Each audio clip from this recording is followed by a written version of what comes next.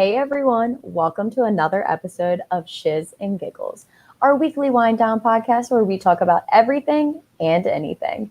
My name is Demi, and I'm going to be your host for today, but I'm never alone.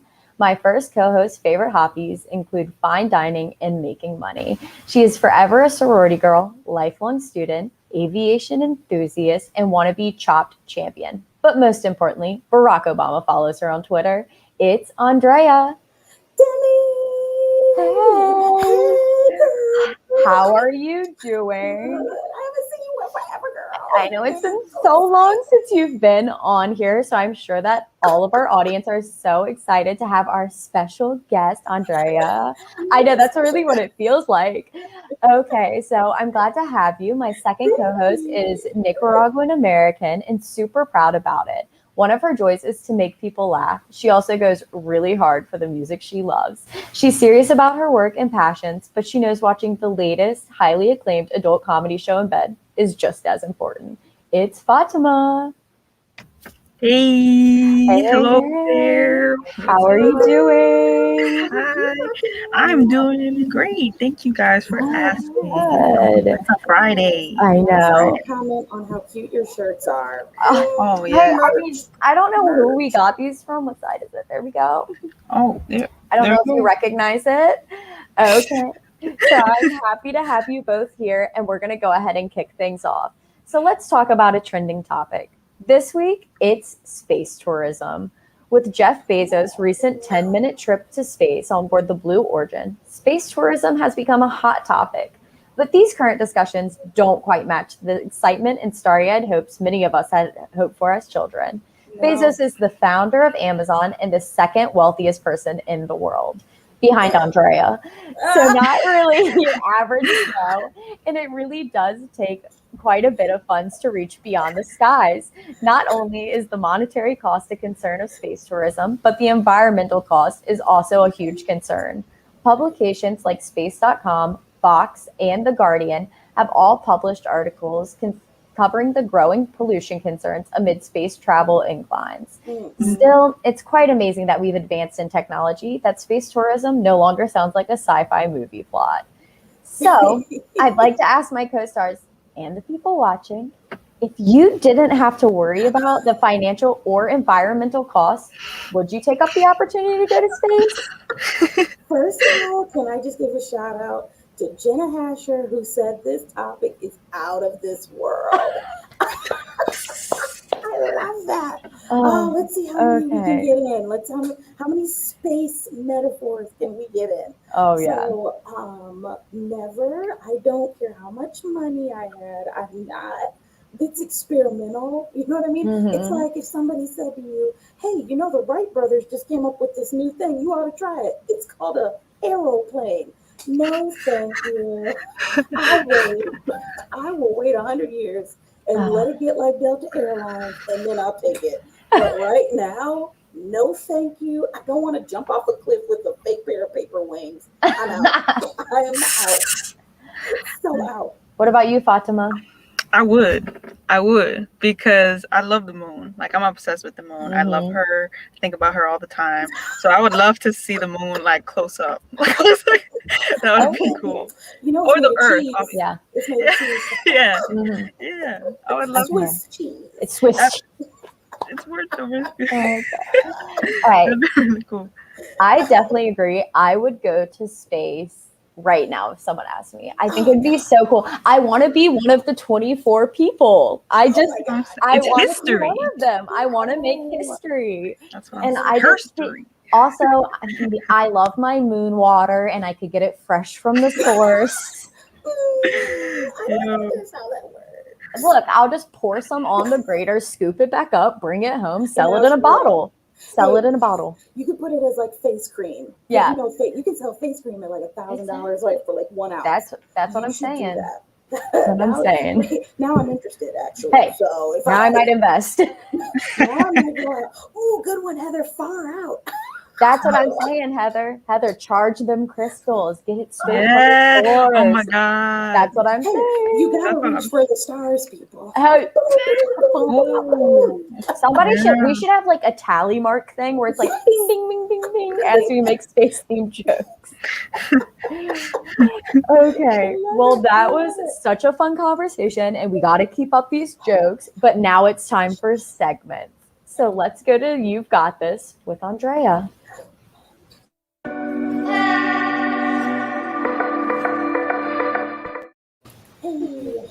Hey.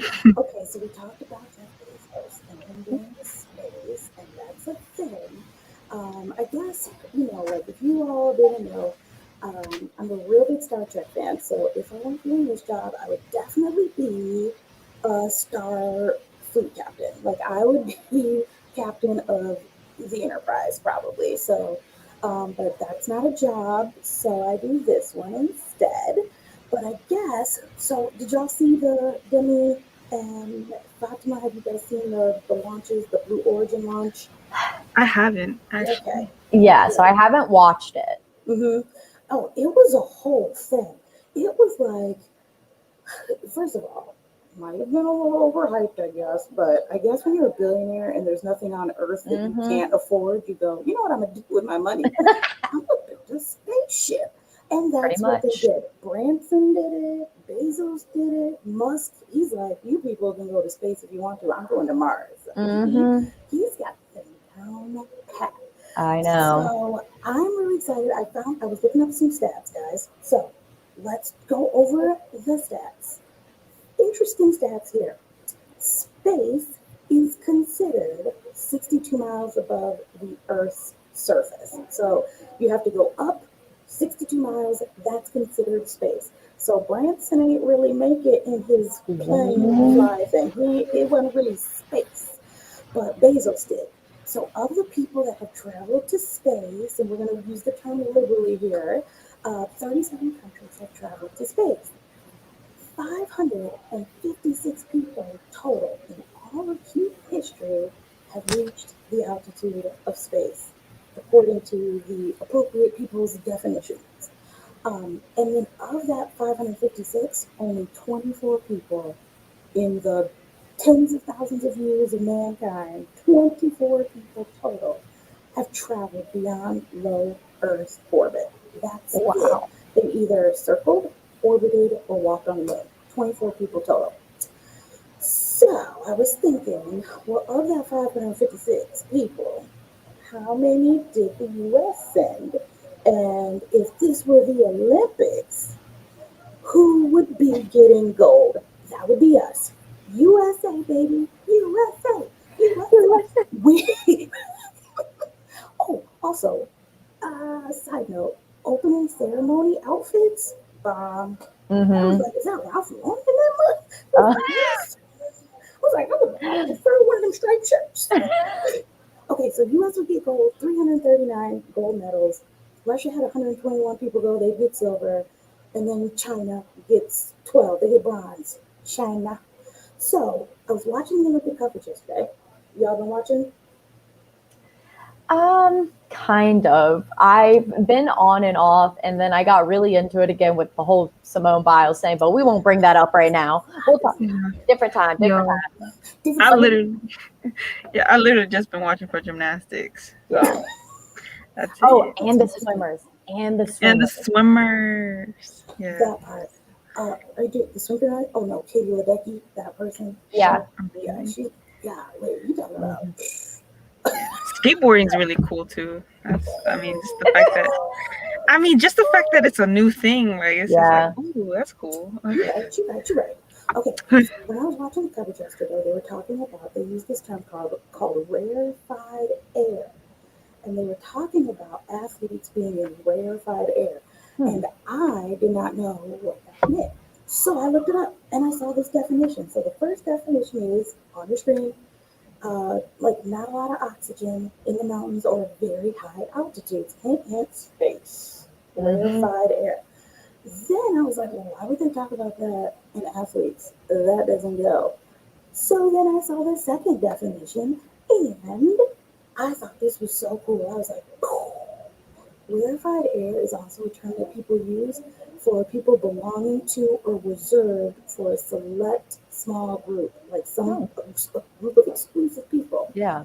So what I thought was interesting was those 24 people in all of human history that have been outside of low Earth orbit, including the world's best performing athletes in the world, they're all in rarefied air. And so I thought, man, that's kind of neat. I mean, like, it's kind of cool to be like the best of the best, or the most elite, or the one of a few. And then I was like, that's kind of lonely and also very stressful. And also, you have all these like expectations on you. So it's a lot. And then I was like, well, shit, I've been I've been there before too, and I think all of us have. From time to time, I think all of us can say we've been in rarefied air where it's like extreme stress, extreme performance, extreme loneliness. And so, in those times, I'd like to remind you in this segment, I'd like to remind you to find your space, the place where you can find clarity and peace. Be sure to find your space, people. That's this end of this segment. You've got this. Thank you, Andrea. That was beautiful. Really great message. Great reminder. All right. Well, thank you, Andrea. So now we're going to go ahead and move on to our next segment with Fatima for music and the player.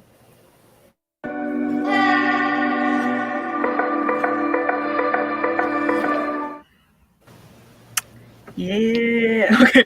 So for my section of this wonderful podcast is going to be about the impact of music not only on Earth but in space, and specifically for the NASA astronauts who kind of utilize music as a literal instrument of happiness. Just the root of remembering. Oh, I'm still like from Earth and I'm still able to just have some fun over here. So literally like a couple years ago after David Bowie passed, the NASA space station, Chris Fieldman, I believe, don't quote me on that, but someone out there at the space station actually did a little montage of music for David Bowie, which was really cool. Soyuz hatch and put your helmet on. Ground control to Major Tom. Commencing countdown, engines on.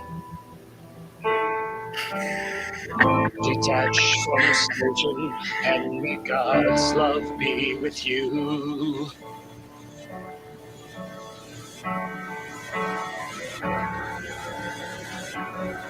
I love that. That is so good. Beautiful. It's pretty legendary. Also super creative. Wild. Yeah. Yeah. Creative. Yeah. So, the astronauts in general, they would normally carry instruments in nature. It's actually like a tradition for a lot of these astronauts to take an instrument with them and just play it up there, because it actually sounds almost the exact same in the spaceship as it does on Earth. And the only thing is, though, it's mainly a connection, really, like I mentioned earlier, to where people come from, home, and having those moments to just kind of play and have a nice time, just kind of connect with their inner self, honestly, on some hippie stuff. So yeah. I'm starstruck.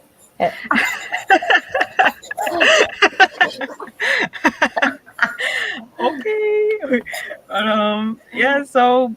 If you ever are given the opportunity to be taken into space and you want to take an instrument, just know there are some cautions there. You gotta make sure it's not a flammable instrument like a violin or a plastic case that emits radiation, apparently.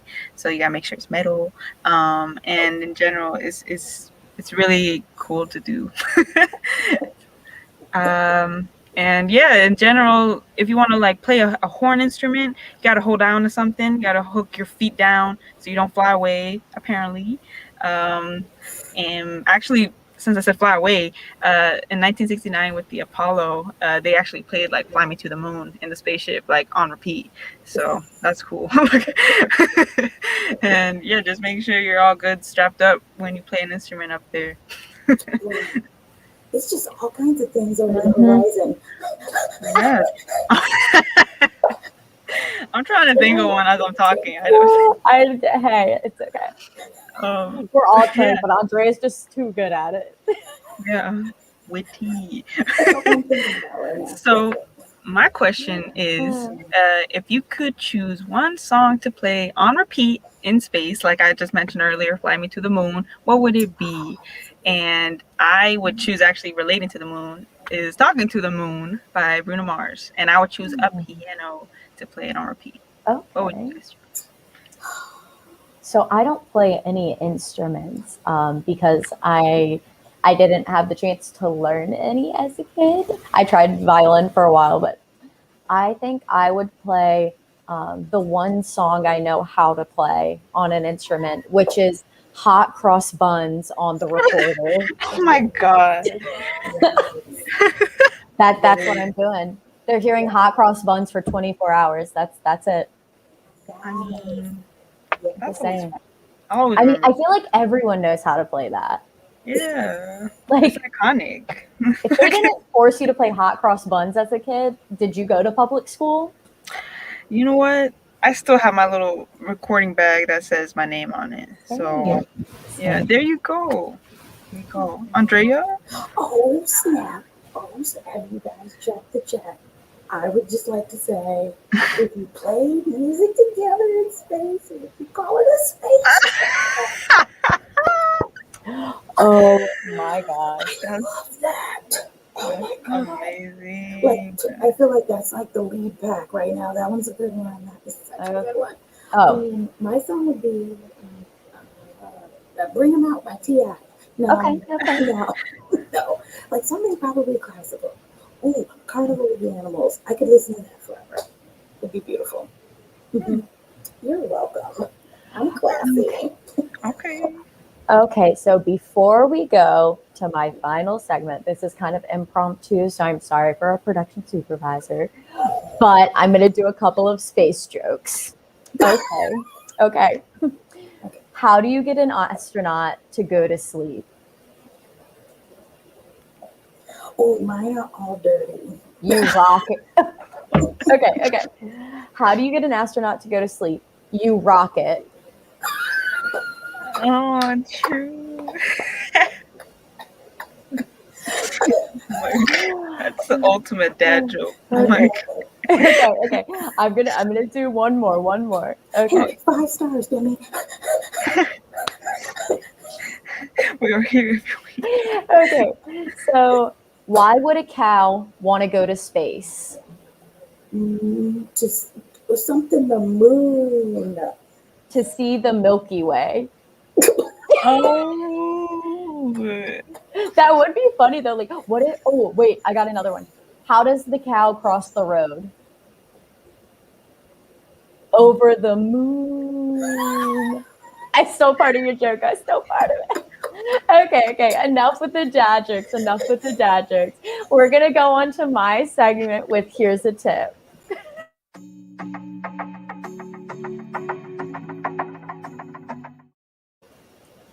Okay, guys, if I had known the show was going to be this funny, I would have just done a bunch of dad jokes to tell people. But what's really important is giving you tips and tricks. So I'm going to give you some tips on how to feel like you're a part of the space race too. My first tip is to go to museums. So if you're a Virginia native, you know that the best place to visit is the Smithsonian National Air and Space Museum in Washington, D.C. So it was closed for remodeling, but it's actually reopening today, and it's open Thursday through Monday, 10 a.m. to 5:30 p.m. You can get That place is out of this world. Oh my gosh. Okay, anyone? Looks up? No. Okay. So what is important to note though is that they do still have some COVID restrictions. So they want to make sure that everyone wears face masks, especially if you're not vaccinated, that you practice social distancing from other people's families, that you practice good hygiene, such as washing your hands and using hand sanitizer. And that the other tip is, if you're not comfortable going out still, you can explore online. So online, they do have virtual options where they have resources that have been designed for all ages, including story time for younger audiences or podcasts for the older audiences. So you can always go online with your kids, with your cousins, siblings, whoever, and still learn some about space there. Okay, so now though, like I said, they're renovating and they have a brand new look. Ooh, pretty. So the museum has reimagined 23 galleries and spaces for a more immersive learning experience. So 1,400 new objects are going to go on display for people to view, and there are going to be over 5,200 objects being moved and conserved. So as you can imagine, people go here all the time, and as time goes on, a lot of things can start to decompose and get a little rusty and not as great anymore. And they want to make sure that those items are conserved so that in the future people can look at them. So that's why they brought in all of the new items. So now I'm going to go on to a bit of a pricier option for those of us who are willing to spend a little more, which is the zero gravity experience. So zero G is a zero gravity experience that you can access in multiple locations. And from what I found online, it actually started in Dumfries, Virginia, but now it kind of travels around the United States. So they have different locations that they travel to each month, such as New York, Maryland, Nevada, Florida, and Georgia, and Virginia. So first, we're going to talk about individual ticket prices. So Yes. each ticket is $7,500 plus just the small fee of 5% tax on that for 5 hours. So it is a little pricey for some of us, but for others, this might be your dream come true. So first, I'm going to ask my co-stars and my host and my audience, would you spend $7,500 to do this? No. Girl, me neither. No, ma'am. Mm-mm. No, I'm all good. So this All I was, can think of is jokes. I'm like, yeah. I bet that place doesn't stay full, or maybe it's just quarter or waxing. Get it? Oh, Phases yeah. of the moon. Yeah. I was working on it the whole Yeah. time. It's okay. Hey, Jeff Bezos would create his own probably. He already did. It's I called know. Blue Origin. He made his own space place. So it does include 15 Heather. Yeah. Okay.